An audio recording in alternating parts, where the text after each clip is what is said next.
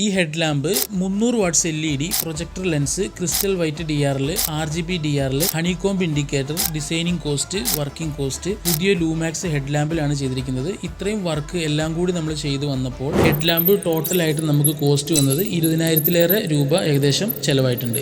ഈ ഒരു ഡിസൈൻ നമുക്ക് ഒരുപാട് ആളുകൾ എൻക്വയറി ചെയ്തിട്ടുണ്ടായിരുന്നു. പക്ഷേ ഇത് എല്ലാവർക്കും അഫോർഡ് ചെയ്യാൻ പറ്റാത്ത ഒരു റേറ്റ് വരുന്നത് കൊണ്ട് പുതിയൊരു രീതിയിൽ നമ്മൾ ചെയ്യാനായിട്ട് തീരുമാനിച്ചു. അങ്ങനെ ചെറിയ രീതിയിൽ നമ്മൾ കസ്റ്റമൈസേഷൻ ചെയ്യാൻ ആഗ്രഹിക്കുന്നവർക്ക് ഒരു ബഡ്ജറ്റ് ഫ്രണ്ട്ലി ആയിട്ടുള്ള രീതിയിലാണ് ഇത് ഡിസൈൻ ചെയ്തിട്ടുള്ളത്.